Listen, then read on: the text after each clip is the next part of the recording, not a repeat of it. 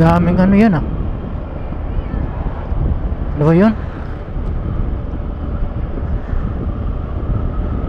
Dragon fruit ba yun?